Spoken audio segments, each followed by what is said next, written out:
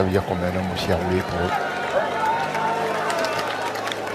Ouais, en tout cas, Evenepoel, il la connaît aussi, hein, cette montée finale. Il a déjà gagné sur le Tour de Catalogne ici. Et il me paraît bien affûté, Remco. Ah ouais. 4 kilos en moins. Ah ouais, non, hier, c'était furtif, hein, l'image à l'arrivée, mais on a quand même senti que le coup de pédale, là, il y avait des watts chez Remco Evenepoel et de la détermination. Il n'a pas beaucoup couru, donc hier, c'était un effort qui lui convient très bien. On verra si au fil des jours, ça se ressent, mais j'ai l'impression qu'il est vraiment prêt, affûté comme une lame. On va voir. Alors comme une lame, je suis d'accord. On l'a vu en interview à l'issue de cette première étape hier. Le visage creusé, les creuses, le visage émacié. Vraiment, on l'a jamais vu affûté comme ça. Remco Evenepoel. Et on le sait que ça lui demande beaucoup de travail justement pour aller chercher ces kilos en moins. Il faut partir de loin. Hein. Faut pas s'y mettre à 15 jours du départ du tour. Ah non, mais il a pris son élan après Liège-Bastogne. Ouais. Donc il a eu 2 mois et demi quasiment sans course. Hein, et puis un petit détail aussi après l'arrivée hier, les caméramans qui étaient tout proches de lui, il n'y a pas si longtemps de ça, il aurait pu recevoir un petit coup sur l'objectif. Là c'était calme. Il n'y a pas eu de tempête, donc bien luné aussi. Ça c'est important parce que sur le Tour de France, en train de me dire que quand on est énervé, on dépense de l'énergie mal à propos. D'expliquer que vas-y. Que sur cette préparation, il s'est fixé comme objectif et il a fait des sacrifices pas possibles pour maigrir alors. Hein, et il est extrêmement maigre alors. Ah oui, clairement. Il est très maigre. Tu l'as pas vu, Thomas, t'as pas eu l'occasion de le voir. Donc je pense pas que non, pas trop. Il est passé très vite. Mais par contre, ma question est la suivante et je ne pense pas que vous ayez la réponse. Pourquoi quand c'est Remco Evenepoel, limite on le félicite et on trouve ça génial et quel bourreau de travail, et quand c'est Pauline Ferrand-Prévot qui fait la même chose, eh bien ça crée des polémiques. Oui, c'est vrai. Il faudra quand même qu'on m'explique. Bien joué Thomas, oui tout à fait, réflexion très juste. Ah ouais, on en a parlé beaucoup, hein, c'est vrai, l'année dernière. Oui, ses rivales également en ont parlé, hein. Elles ont aussi accablé un peu Pauline Ferrand-Prévot.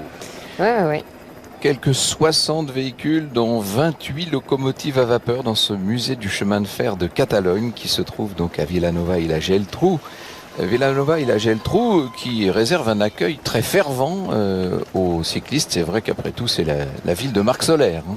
Et oui, le coéquipier Tadej Pogacar, Marc Soler, le vainqueur de Paris-Nice en 2017 notamment, qui n'est pas présent sur le Tour cette année. Il était sur le Giro, je crois, hein, Marc Soler. Non, si je dis pas de bêtises. On va vérifier.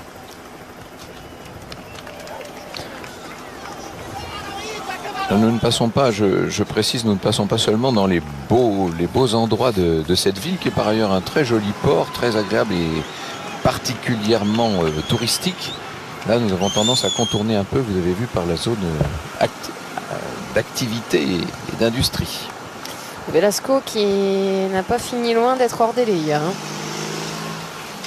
Alors concernant Marc Soler, le local, hein, puisqu'on traverse sa ville à l'heure actuelle, oui, il était bien sur le Giro, mais il n'a fait que 2 étapes. Hein. Il a abandonné après une chute très vite.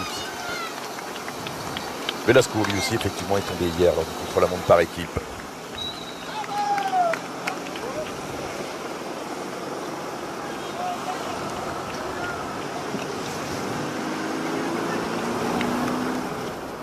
Et l'écart, lui, se stabilise autour des 3 minutes 30 entre les 3 hommes de tête et le peloton conduit toujours par les coéquipiers de Tom Pidcock, le Britannique.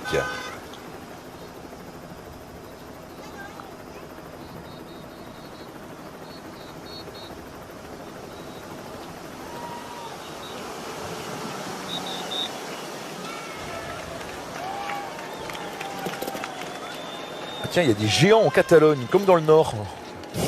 Vous le saviez, Franck? Je vous avoue que je les découvre, ces deux-là. J'en ai vu aussi hier à Barcelone. Ah ouais. Après tout, vous savez, dans le Nord, on est dans les anciens Pays-Bas espagnols. Hein. Il y a des liens culturels très forts entre la Flandre et l'Espagne.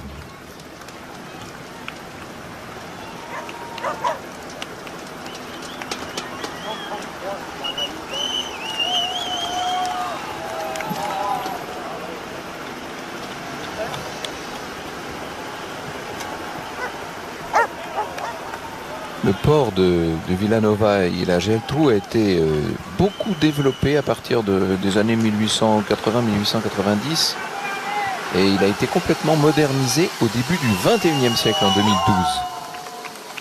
C'est un port de commerce très très important.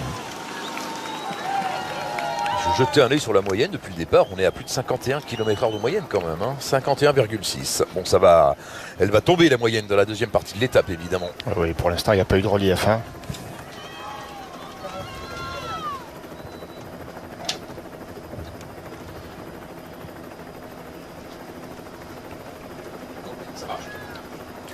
On va bientôt changer de chaîne. On va quitter France 3.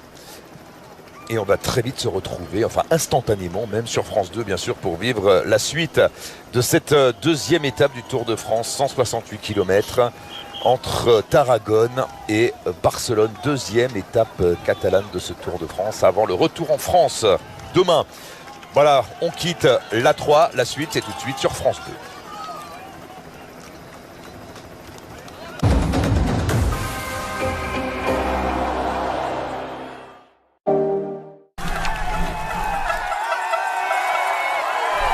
Tous supporters du Tour de France avec Leclerc, partenaire du maillot à pois. Allez papa, j'arrive. Vous avez regardé le Tour de France avec Airbnb, partenaire officiel. C'était le Tour de France avec Skoda, partenaire majeur. Capturez l'émotion du Tour de France avec les lunettes connectées Smart Signature Chris. Chris, partenaire majeur du Tour de France. En piste pour les championnats d'Europe d'athlétisme. Suivez les épreuves du 10 au 16 août en direct sur les antennes de France Télévisions.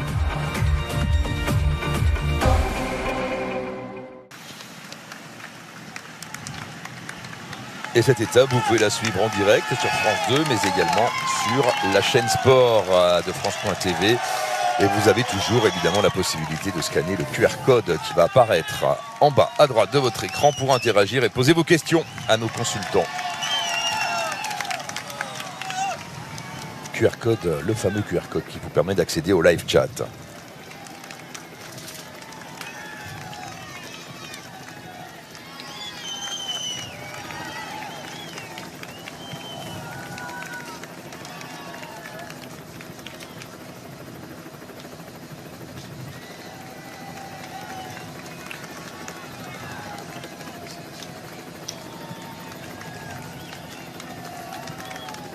On est aux abords de Sitges, là, bien connu, évidemment. Cité viticole devenue un haut lieu du tourisme.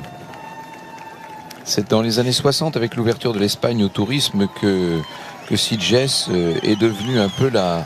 Comment est-ce qu'on pourrait dire la concurrente, toute proportion gardée, d'Ibiza. Avec l'établissement du Pacha Club, notamment, comme celui d'Ibiza, et le développement d'une communauté hippie. Sitges est également un très haut lieu de la communauté gay internationale. Ah, il y a du monde.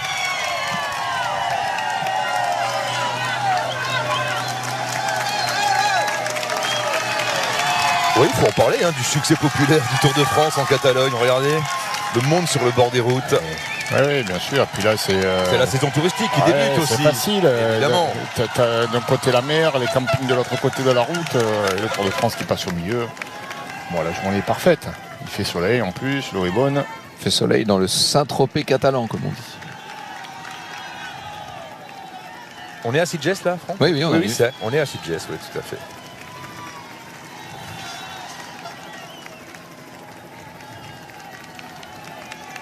On voit quelques piscines. Je me faisais la réflexion, ça change des paysages que l'on voit. Il y a beaucoup d'immeubles avec des appartements, et là, pour le coup, là, c'est beaucoup plus résidentiel. Beaucoup de villas, ouais.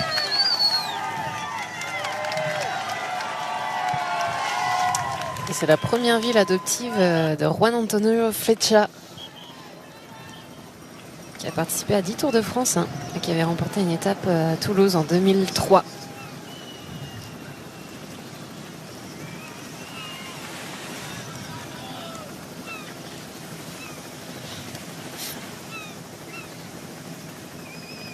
Regardez, il n'y a personne à la plage. Tout le monde est allé voir passer le tour. Ils ont déserté les parasols. Si vous voulez de la place à l'ombre, il y en a là.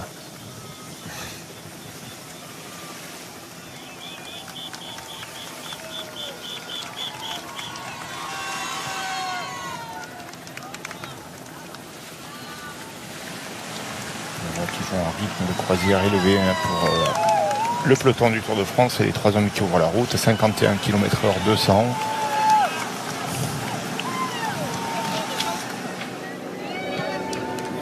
Alors du monde sur la route, on est en Espagne, mais l'Espagne est un pays de vélo, évidemment un pays traditionnel du cyclisme européen et mondial qui a fourni énormément de champions et notamment au Tour de France, parce qu'il y a des Espagnols bien sûr qui ont gagné le Tour de France. D'ailleurs on va se rafraîchir un peu la mémoire avec ce petit sujet qui nous rappelle justement la trace laissée par les grands coureurs espagnols dans la belle histoire du Tour. Regardez.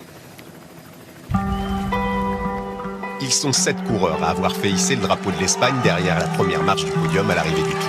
De Bahamontes à Contador, en passant par Ocaña, Delgado, Indurain, Pereiro et Sastre, ils cumulent à eux 7 12 victoires. Le premier à avoir inscrit son nom au palmarès est Federico Bahamontes. Ce grimpeur hors pair, 6 fois vainqueur du Grand Prix de la montagne, était surnommé l'Aigle de Tolède, sa région natale. La route s'élève à 14% dès maintenant. L'Espagnol n'attend pas le Français et s'en va vers une victoire d'étape certaine. C'est grâce notamment à son succès en contre-la-montre dans l'ascension du Puy-de-Dôme qu'il remporte le Tour en 1959, face entre autres à Jacques Anquetil et Charles Gaulle. C'est un autre grimpeur qui lui succède, 14 ans plus tard. Luis Ocaña, né en Espagne mais installé en France dès l'enfance, le cycliste de Mont-de-Marsan profite en 1973 de l'absence d'Eddy Merckx et d'un tour très montagneux pour l'emporter devant Bernard Thévenin. Voilà, Pedro Delgado. 15 années s'écoulent encore jusqu'à la victoire de Pedro Delgado en 1988. Un succès qui se dessine clairement lors d'un contre-la-montre en côte entre Grenoble et Villard-de-Lans. Delgado fait son numéro habituel. Quelle facilité ce Delgado!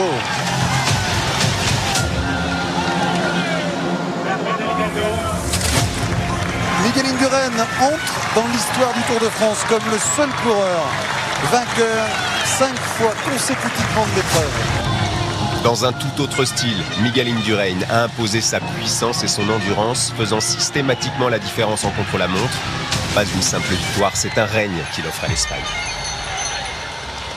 21 ans après, l'Espagne connaît une nouvelle période de domination entre 2006 et 2009, mais cette fois, ils sont 3 à se partager 4 victoires. Oscar Pereiro, l'un des lauréats les plus inattendus de l'histoire, est déclaré vainqueur du Tour 2006 suite au déclassement pour dopage de l'Américain Landis. Seul Espagnol avec Indurain a compté plus d'une victoire, Alberto Contador s'est imposé en 2007 et 2009. Très à l'aise contre la montre et excellent grimpeur, El Pistolero gagne avec 23 secondes d'avance seulement sur Evans en 2007, 4 minutes 11 secondes sur Andy Schleck en 2009. Entre ses deux succès officiels, c'est son compatriote Carlos Sastre qui s'illustre en 2008. À l'issue d'une échappée solitaire, il prend le maillot jaune à l'Alpe d'Huez lors de la 17e étape à 4 jours de l'arrivée. Un maillot qu'il défendra victorieusement jusqu'à Paris.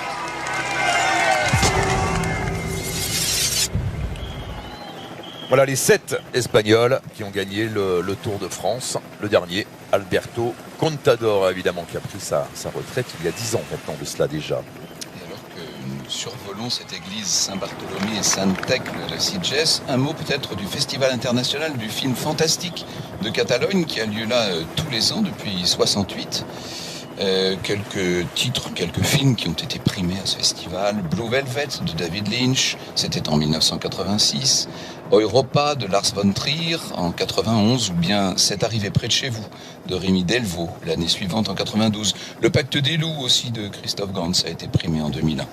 La 59e édition du Festival de Sitges aura lieu en octobre prochain.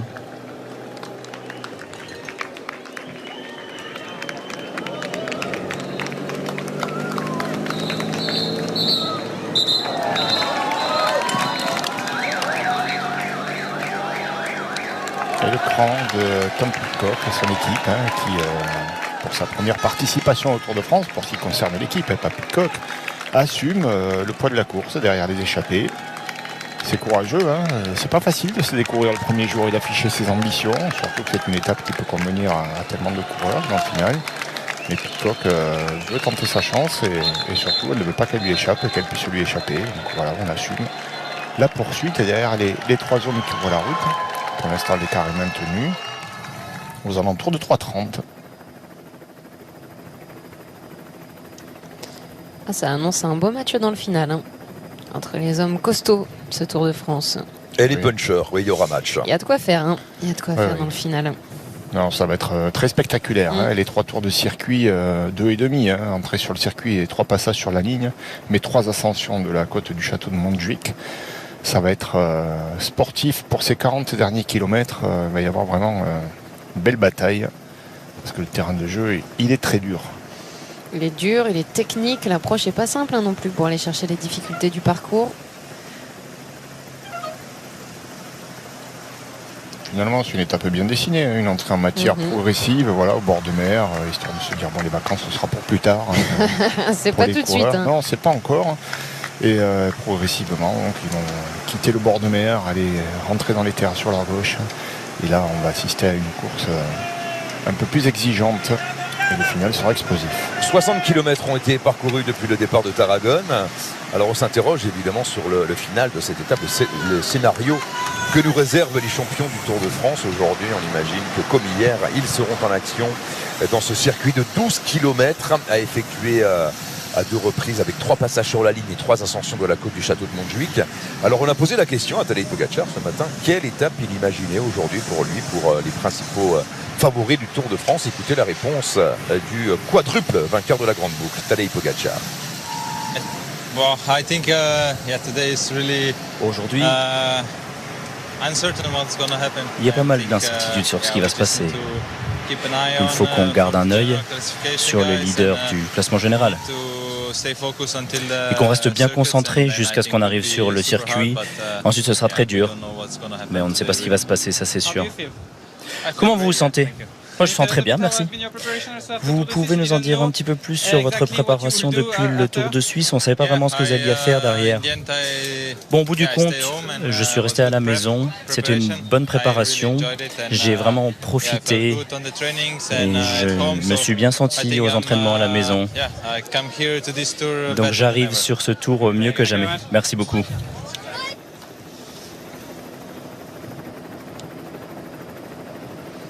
En tout cas, ce qui est sûr, c'est qu'il ne va pas freiner Tadej Pogačar s'ils arrivent pour la gagne. Non, il ne freinera pas. Et c'est vrai qu'à l'issue de l'étape contre la montre hier, bien qu'il n'ait pas remporté la victoire, il aurait pu accuser le coup. C'est son grand rival, Jonas Vingegaard, qui est en jaune et qui remporte avec son équipe cette étape. Il affiche un large sourire. Il était content de sa journée. Il rigolait, il blaguait avec Isaac Del Toro. Donc non, je pense qu'il est dans de très bonnes dispositions. C'est peut-être pas une très bonne nouvelle pour ses adversaires, mais Pogačar sûr de lui, ça c'est une évidence, oui. Là, cette petite corniche rocheuse que vous voyez, c'est ce qu'on appelle le Garraf, c'est le massif du Garraf, qui sépare Sitges proprement dite des Botigues, les boutiques de Sitges, c'est-à-dire les anciennes boutiques. Quand on dit boutique, c'était des cabanes de pêcheurs et des remises qui avaient été installées là, assez loin comme vous pouvez le voir, du centre de la ville elle-même. Là, c'est vraiment une route qui serpente au milieu de cette corniche. Ça, c'est vraiment sympa pour faire du vélo, là.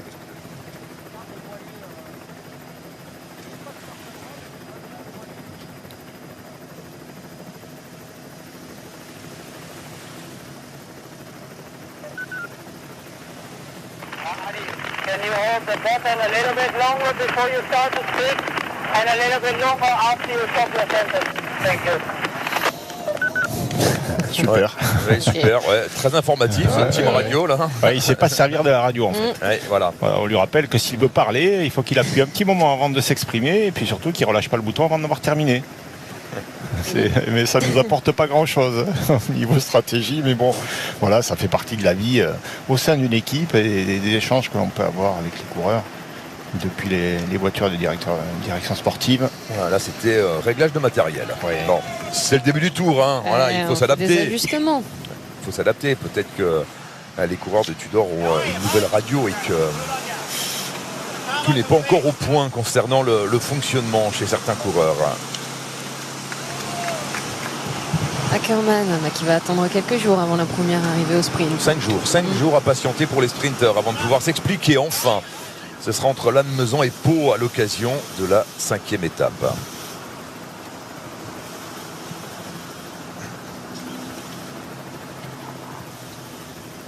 C'est la deuxième étape du Tour de France et on va reprendre nos très bonnes habitudes même. Vous savez qu'il y a une thématique qui nous tient à cœur sur France Télévisions à l'occasion du Tour de France. C'est le partage de la route entre cyclistes et automobilistes. Et tous les jours, Thomas Voeckler sur sa moto aura des messages, des conseils à vous donner, à nous donner, pour sensibiliser les coureurs et les automobilistes sur les bons comportements à adopter sur la route. Thomas, c'est à vous pour ce premier numéro en quelque sorte de La route se partage. Oui, exactement, Alex. Pour ce premier numéro, donc, je reçois chaque matin un petit SMS. Après, je le tourne un petit peu à ma sauce avec mon langage, mais c'est vrai que c'est important. Alors aujourd'hui, on va faire un petit message de présentation parce que on a une petite nouveauté, figurez-vous.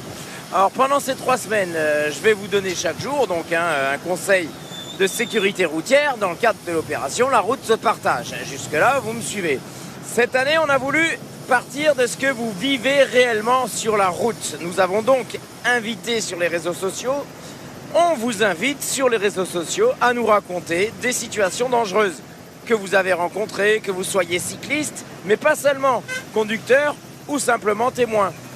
Et donc, j'imagine bien que vous avez été très nombreux, vu les messages que vous nous avez envoyés, à vivre différentes situations. Ça peut être des dépassements trop proches, des priorités non respectées, des portières qui s'ouvrent, des téléphones au volant, mais aussi dans l'autre sens, des cyclistes qui sont parfois imprudents, peu visibles ou qui ne respectent pas la signalisation. Donc en fait, on va partir de certaines de ces situations décrites pour illustrer les quelques conseils quotidiens de La route se partage.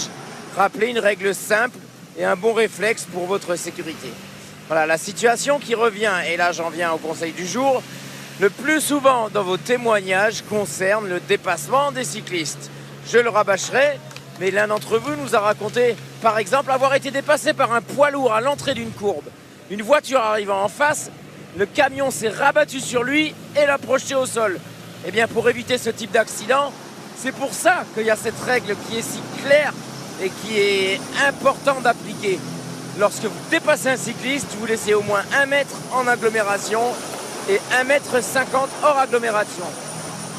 Voilà, ça sera pour aujourd'hui le conseil de La route se partage. Eh bien voilà une mise en situation claire et précise et circonstanciée. Merci beaucoup Thomas pour ce premier épisode de La route se partage. Tous les jours, bien sûr, Thomas nous donnera ses conseils, ses recommandations pour un partage de la route cohérent entre cyclistes et automobilistes. Victime de la chute également hier, Guillaume Martin Guyonnet, avec Clément Berthet qui lui n'a pas pris le départ ce matin.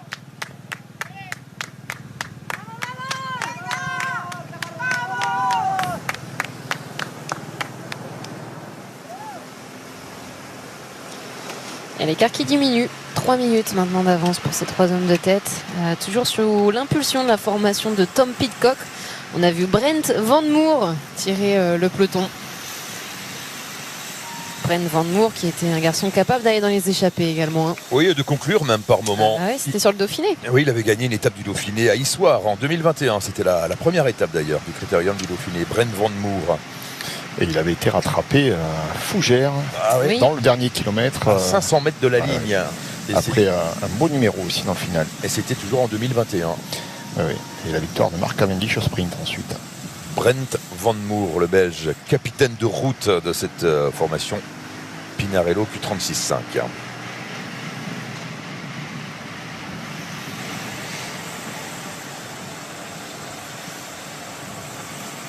Et on s'approche du sprint intermédiaire. On l'a dit en préambule avec Laurent. Il y a chaque jour, lors des étapes en ligne, un sprint intermédiaire. Alors là, le barème de points est fixe pour les sprints intermédiaires. Ce n'est pas le cas aux arrivées d'étape, mais pour les sprints intermédiaires, c'est 25 points au premier à chaque fois. Et les 15 premiers marquent des points. Je ne sais pas si ce voilier à grande voile rouge a été placé exprès par la production, mais avouez que ça fait de belles images. De très beaux contrastes. Oui. Tout à l'heure sur le plateau de Laurent Luyat, nous disions que nous en aurions plein les yeux cet après-midi et que c'était le moment de profiter de la mer, car nous ne la verrons plus à partir de ce soir, c'est terminé. Ah oui, on la quitte définitivement. On la quitte définitivement pour cette édition du Tour. Ouais. Mais ça fait des très belles images et c'est le moment de saluer bien sûr toutes les équipes qui, sous la houlette d'Anthony Forestier, nous régalent comme elles le font tous les après-midi.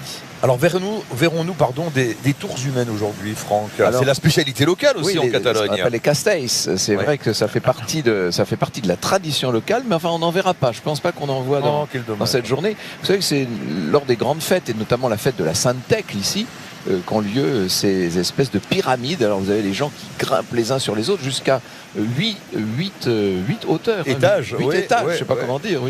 8 strates. C'est assez spectaculaire, effectivement. Ça peut parfois être très dangereux. Mais enfin, ça fait partie des traditions locales depuis le Moyen-Âge, en effet. Et pourquoi pas aujourd'hui? Alors, il y a trop de vent. Il y a trop de vent. En tout cas, il n'est pas prévu qu'on en croise sur notre. Il ne le sentait pas, quoi. Pas aujourd'hui. Pas aujourd'hui. On ne fera pas aujourd'hui, on ne fera pas. Ouais, c'est dommage. C'est dommage.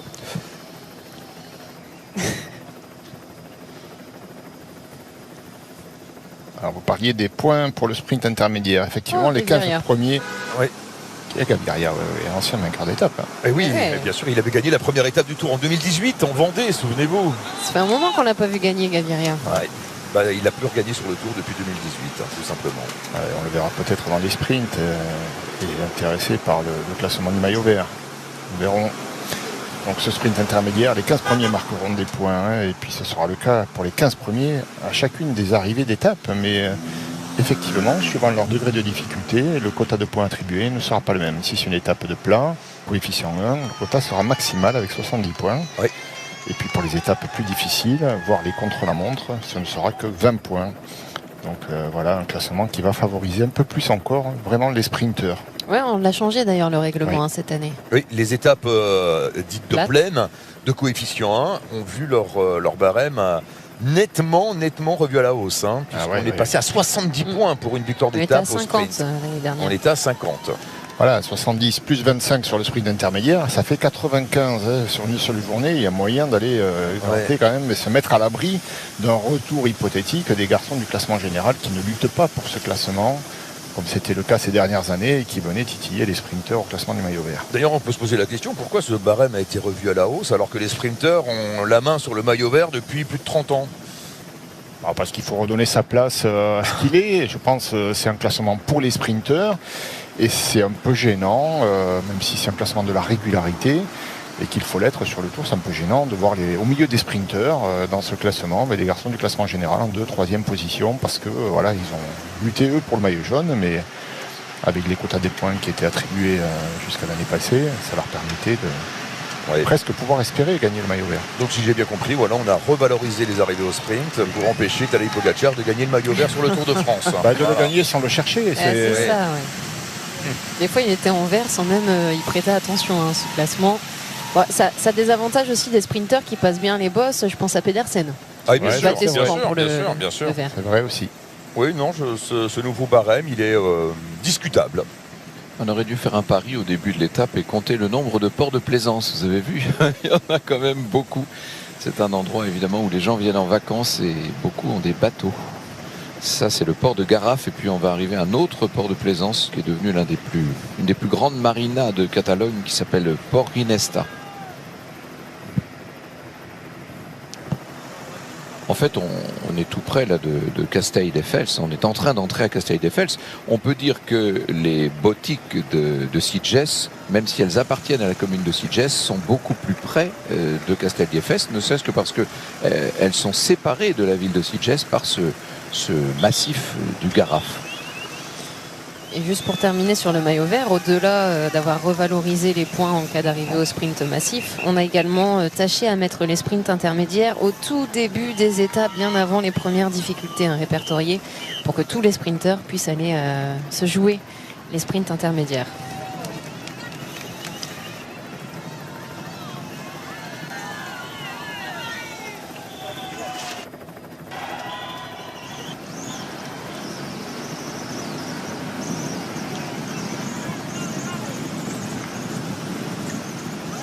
Bien rangé les coureurs là, les uns derrière les autres. Ça rigole pas trop au sein du peloton. Non, ça roule vite.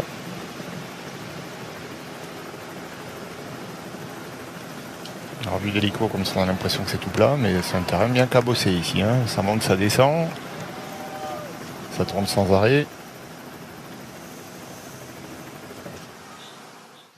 Oula. On s'est laissé embarquer à l'entrée du tunnel. C'est chaud là pour Engelhardt. Ouais, c'est chaud là. Ouais. Oh, le joli drift, bien maîtrisé. Hein. Le joli drift de la roue arrière de Félix Engelhardt. Il n'avait pas le choix. Hein. Ouais. Je sais pas si c'était maîtrisé, mais il s'en est bien sorti. Il n'avait pas le choix.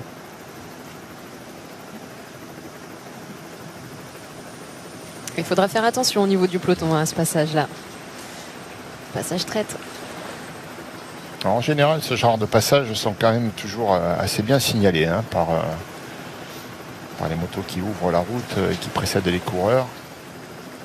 C'est une des particularités du Tour de France. On a mis vraiment beaucoup de moyens pour assurer la sécurité des coureurs et les prévenir des dangers approchants avec de la signalétique spécifique, avec des personnes également. Les drapeaux jaunes qui sont agités indiquent donc aux coureurs qu'ils doivent se méfier.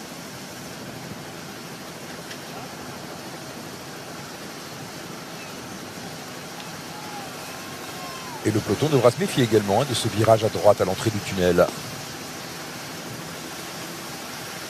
Les Jeux Olympiques de 1992 à Barcelone ont joué un rôle absolument essentiel pour la connaissance de toute cette côte. Il y avait beaucoup d'épreuves qui avaient lieu par ici, notamment les épreuves de kayak qui avaient lieu sur le canal artificiel de Casteldefels. Et évidemment, à partir de 92, on a vu une explosion du tourisme. Alors, on imagine ce que ça va être après le passage du Tour de France en 2026. Là, on n'ose même pas imaginer. Grande plage, ça fait 5 km de sable fin. Hein, cette grande plage qui, disons-le, est la destination favorite pour le week-end des Barcelonais qui ne veulent pas rester dans la capitale régionale. On remonte cette Costa Brava en direction de Barcelone et bientôt les coureurs vont tourner à gauche pour aller chercher les premiers reliefs de cette deuxième étape du Tour de France. Avant cela, vous avez l'occasion de jouer avec nous pour gagner les 20 000 € en jeu. Le tirage au sort aura lieu d'ailleurs à l'arrivée de cette étape. Alors pour tenter votre chance, voici la question du jour. Quel coureur danois est premier au classement général? Réponse 1, Jonas Vingegaard. Réponse 2, Mats Pedersen. Pour jouer avec nous, vous envoyez 1 ou 2 par SMS au 73003 ou sinon vous téléphonez au 34 35. On marque une pause et on revient très vite en direct sur France 2. À tout de suite.